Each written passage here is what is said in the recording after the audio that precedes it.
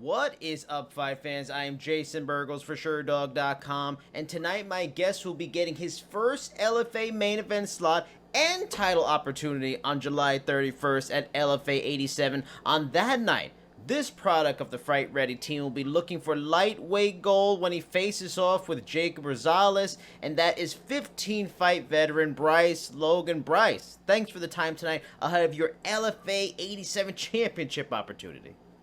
Dude, I'm excited. Thanks for having me. I appreciate you. I've been told that the time in between fights can often be the time where a fighter has more growth, that's the opportunity to add more tools to the toolbox, make adjustments. Because when you're in camp, you're focusing so much on what's to come, working for this specific fighter in mind, what they offer.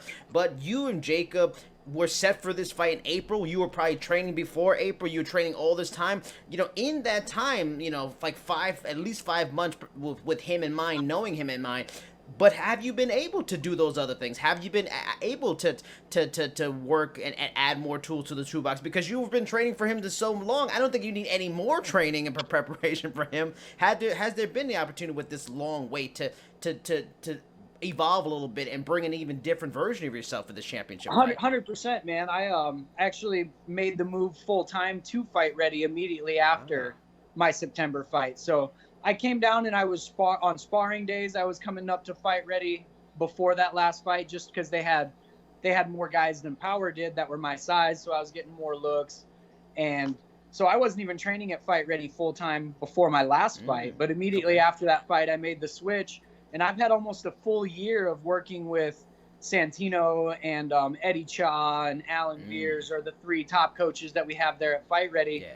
And, Eddie made the comment today. He goes, Bryce, he's like, you're not even the same fighter you were a year ago. Wow. He's like watching you spar. And, even over this year, I've gotten to work 2 of Henry Corrales' camps, being his main sparring. So, when he got ready for Juan Archuleta, I was his main sparring partner for 6 weeks. I sparred Henry twice a week. So I got 40, 50 rounds in with Henry Corrales over this last year. And I've gotten rounds with Drakkar, and I've been getting rounds with Bobby Moffitt. And it's like just the level of guys that I've been put myself around this last year have elevated who I am as a fighter. And I've definitely 100% added a totally different look to my game than I had before.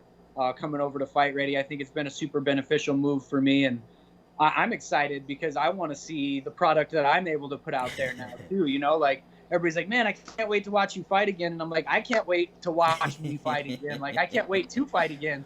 I feel like I've been learning all these things and putting all these tools in the tool belt, and I haven't had a chance to go to work yet. You know what I mean? I'm excited to go to work and put those things to the test and see where we're at. You actually had a title fight earlier last year in CES against Nate Andrews. The fight did not go your way, and it ended up catapulting Nate into landing a spot with the PFL. Now he's even with Bellator. How do you look back on that loss now as you have worked yourself back into a title fight for another notable organization? Was that fight an important, growing pain kind of moment? Does it add, extra fire and everything? That's the first time in my career that I have that I've underestimated somebody, and I promised myself it would be the last. I looked at his record. I got caught up looking at, he's 14-1, but all the guys he's fought, this guy's not good, this guy's not good, this guy's not good. And I got in there, and within 2 minutes of that first round, I was like, we're in for a fight. I was like, you're in a fight. And I knew then in the fight, I was like, you made a mistake. You overlooked this guy. I thought I was going to show up and I was going to walk through this dude. I was like, he hasn't fought anybody like me. One of the biggest lessons I've ever learned in fighting happened last January. I was chalking that up as a win before I even got there, and I didn't think he brought anything to the table. And then I got in there, and the first couple combinations that he touched me with, I was like, wow, you underestimated this guy.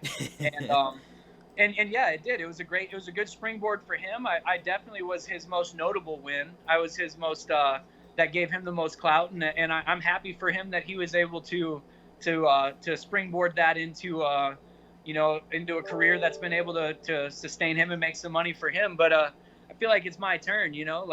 I won't make that mistake again. I know Jacob's a tough fighter. I'm not big on talking trash. I know what I bring to the table, and I let my fighting do the talking for me. But 100%, I'll never overlook another opponent again. Just knowing what level I'm fighting at now, there's not going to be an easy out from here on out.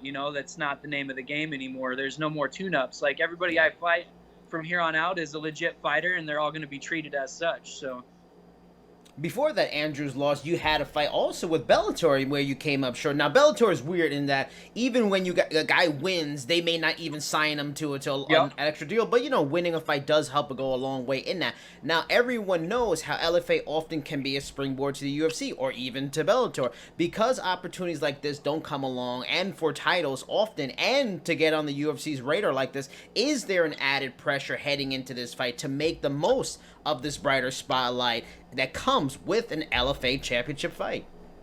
I don't believe that there's more pressure. There's never going to be more pressure than I put on myself to perform, and I believe that to be true.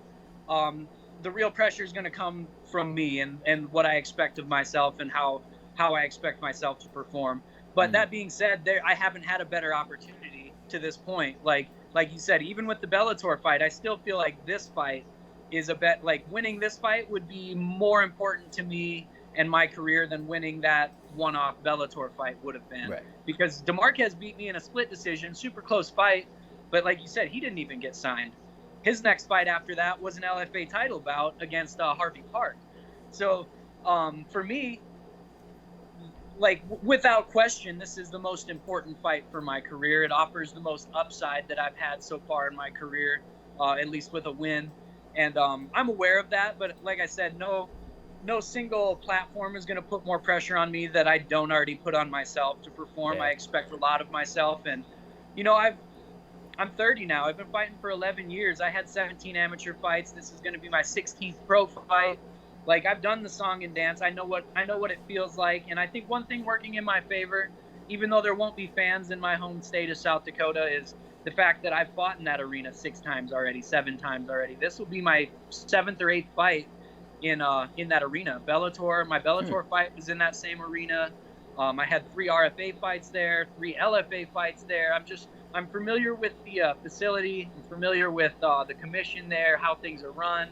So I think that's going to kind of help keep me in a routine and, creature of habit type of thing, like where I've seen it. I've been through that song and dance up there so many times that it's going to feel the same for me. You have a very strong wrestling background growing up in South Dakota and have often used it in your fights. Jacob's grappling background is out of a gym in CSW that has, fighters and stuff that have a good grappling, hybrid style, and not just jiu-jitsu guys. Now, what do you think of his ground skills? Is that a place you feel you have a clear avenue to victory? Is there spots where you feel that he's a real challenge, or am I getting this all wrong? And the work you've done at Fight Ready, being there full-time for a year, this maybe fight doesn't even go to the ground. It's a whole lot of standing. I don't like to give away my secrets before the fight, man. And dude, I have a ton of respect for Jacob, though. He's a tough kid. If you can say one thing about him, he's tough, and he's not going to be an easy dude to put away. But that's the goal going in there. And for me, it's about being opportunistic. And I have the skills on my feet. I have the skills on the ground. It's all about being opportunistic in the times that I use them, not necessarily trying to force anything, but just taking what's there and just being open and free. And but yeah, no, I know he's a good catch wrestler as well. He's got his black belt. He can stand and bang. Like he's a lot like me, and that's why I think it's an exciting fight, is because I don't think there's a glaring weakness in either one of our games, and I'm excited to go out there and see who can impose their will. Now, I'm glad you brought up respecting Jake, because he made some comments recently that I wasn't sure if that was much respect for you in that. In a recent interview, he said he's going to be another victim, and that he doesn't see this fight going past the second round. When you hear that, what are your thoughts? Do you think he's underestimating you big time, and you like that, or do you get kind of annoyed by that? Yeah, it doesn't bother me because it doesn't. I've heard that from multiple opponents, and some people say that they need to pump themselves up. If he's able to pull it off, good on him, because I'm showing up the best I've ever been, and don't be surprised when I'm still there in the 3rd. Don't be surprised when I'm still there in the 4th, and don't be surprised when I'm still there in the 5th round as well. Like, I'm ready to go. I'm ready to do this dance for 25 minutes if we have to.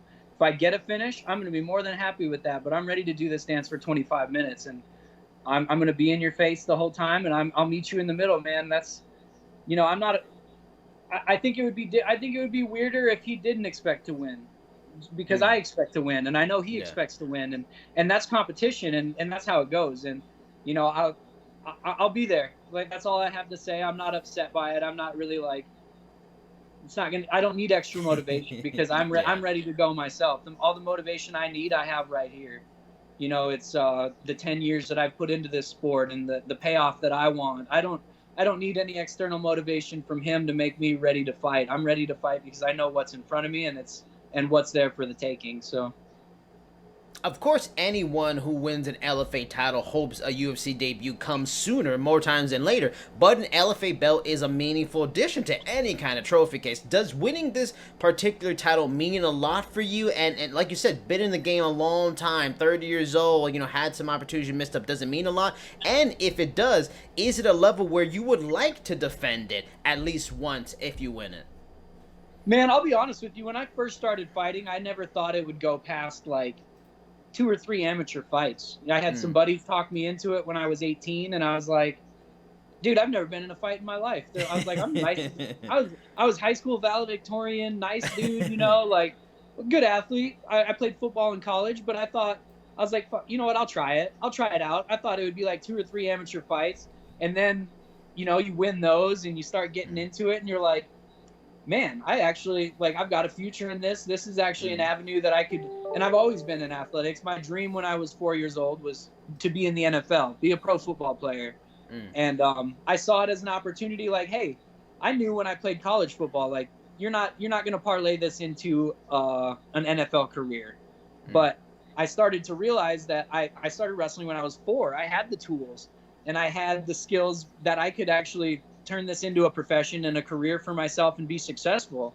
And but even at the beginning, I didn't envision myself getting to the level where I'm at now. It's been a real ride, and a real, like, a lot of self-discovery for me as well, to like realize kid from small town South Dakota can pull this off just like anybody else can. And I've got the work ethic, I've got the drive, and I kept rolling with it, and I kept winning. So I kept fighting, and now 10 years later, here we are. And I would have never, at the beginning, dreamed I had a shot at an LFA title, but now it's sitting right in front of me, and it's like, yo, it's here for the taking. Let's go get it. So, I'm willing to do whatever it takes to get to the next level, though. Like, obviously, this would be a huge feather in my cap, like, but it's not. I also understand it's not the end of the line. It's the beginning of the next step for me as well, too. Like, I can close this chapter and open another one at the same time. Like, I've thoroughly enjoyed all my time with LFA. Like I said, I was 2-1 in the RFA, and I'm 3-0 in the LFA. So I've been familiar with this company throughout my professional career, and it's a lot of good memories with these guys, and it'd be a great feather in my cap and something I would take a ton of pride in. But I would definitely be looking to parlay that into the next level and opening that next chapter for me.